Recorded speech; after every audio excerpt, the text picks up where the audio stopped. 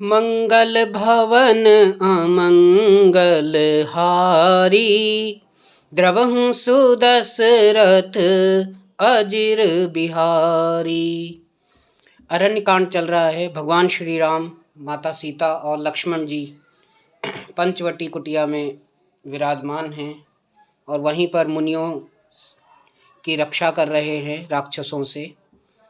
तो आइए का प्रसंग सुनते हैं।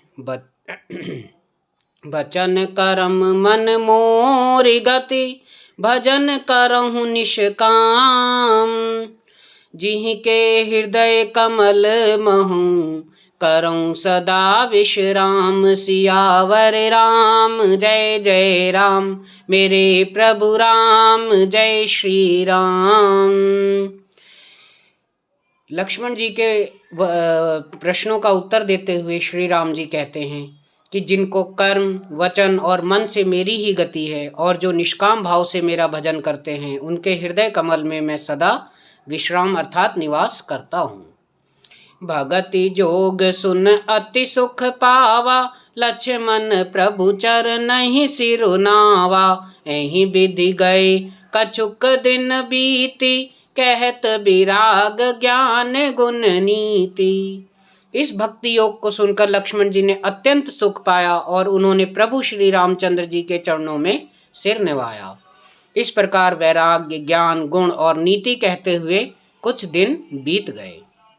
सूर्पनखा रावण के बहिनी, दुष्ट हृदय दारुण जस अहिनी।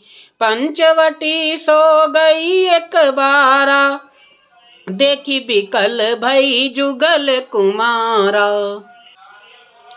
शूर्पनखा नामक रावण की एक बहन थी जो नागिन के समान भयानक और दुष्ट हृदय की थी।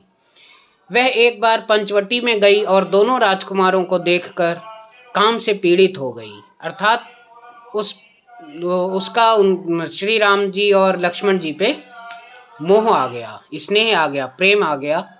भ्राता पिता पुत्र उर्गारी, पुरुष मनोहर निखरत नारी। होई बिकल सक मनहि न रोकी, जिमि रवि मणि द्रव रबहि बिलोकी। काकभूषण जी कहते हैं, हे गरुण, शूर्पनखा जैसी राक्षसी धर्म ज्ञान शून्य कामांध स्त्री मनोहर पुरुष को देखकर चाहे वह भाई, पिता, पुत्र ही हो, विकल हो जाती है और अपने मन को नहीं रोक सकती। जैसे सूर्यकांत मणि सूर्य को देखकर द्रवित हो जाती है, ज्वाला से पिघल जाती है। रुचिर रूप धरि पहुँ प्रभु पहि जाई, बोली बचन बहुत मुस्काई। तुम सम पुरुष नमो सम नारी, यह संजोग विधि रचा विचारी। वह सुंदर रूप धरकर प्रभु के पास जाकर और बहुत मुस्कुराकर वचन बोली, ना तो तुम्हारे समान कोई पुरुष है, ना मेरे समान कोई स्त्री। विधाता ने यह संयोग बहुत विचार कर रचा है। मम अनुरूप पुरुष जग माही, देख्यूं खोज लोक तिहु नाही। ताते अब लगी रहूं कुमारी, मनु माना कछु तुमहि निहारी। मेरे योग्य पुरुष जगत भर में नहीं है। मैंने तीनों लोकों में खोजा और देखा, इसी से मैं अब तक कुंवारी अर्थात अविवाहित रही। अब तुमको देखकर कुछ मन माना, अर्थात श्री राम जी को देखकर शूर्पनखा कहती है कि आप मेरे लिए उचित वर हो। सीतहि चितहि कहीं प्रभु बाता, अहि कुमार मोर लघु भ्राता। गई लक्ष्मण रिपु भगनी जानी, प्रभु बिलो की बोले मृदुबानी। सीता जी की ओर देखकर प्रभु श्री रामचंद्र जी ने यह बात कही कि मेरा छोटा भाई कुमार है। तब वह लक्ष्मण जी के पास गई। लक्ष्मण जी उसे शत्रु की बहन समझकर और प्रभु की ओर देखकर कोमल वाणी से बोले, सुंदर सुन मैं ऊहु कर दासा, पराधीन नहीं तोर सुपासा।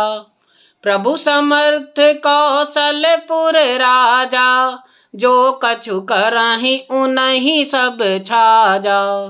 हे सुंदरी सुन, मैं तो उनका दास हूँ, मैं पराधीन हूँ, अतः तुम्हें सुख ना होगा। प्रभु समर्थ हैं, कौशलपुर के राजा हैं, और वे जो कुछ करें उन्हें सब भाता है, उन्हें ही फबता है। सेवक सुख चह मान भिखारी, व्यसनी धन शुभ गति विचारी। लोभी जसु चह चार गुमानी, नभ दुही दूध चहत ऐ प्राणी। सेवक सुख चाहे, भिखारी सम्मान चाहे, व्यसनी जिसे जुए शराब आदि का व्यसन हो, धन और व्यभिचारी शुभ गति चाहे, लोभी यश चाहे, और अभिमानी चारों फल अर्थ धर्म काम मोक्ष, तो ये सब प्राणी आकाश को दुहकर दूध लेना चाहते हैं, अर्थात असंभव बात को संभव करना चाहते हैं। पुनि फिर राम निकट सो आई, प्रभु लक्ष्मण पहि बहुर पठाई। लक्ष्मण कहा तो ही सो बरई, जो तृण तोरी लाऊं लाज परिहरहीं। वह लौटकर फिर श्री लक्ष्मण जी के पास आई। प्रभु ने फिर उसे लक्ष्मण जी के पास भेज दिया। लक्ष्मण जी ने कहा, तुम्हें वही वरेगा जो लज्जा को तृण को तोड़कर त्याग देगा, अर्थात जो निपट निर्लज होगा। तब खिसियान राम पहि गई, रूप भयंकर प्रगटत भई। सीता ही सभय देखी रघुराई, कहा अनुज सन सनय बुझाई।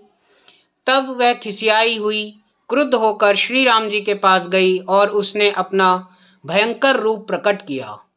सीता जी को भयभीत देखकर श्री रघुनाथ जी ने लक्ष्मण जी को इशारा देकर कहा, मंगल भवन अमंगल हारी, द्रवहु सुदशरथ अजिर बिहारी।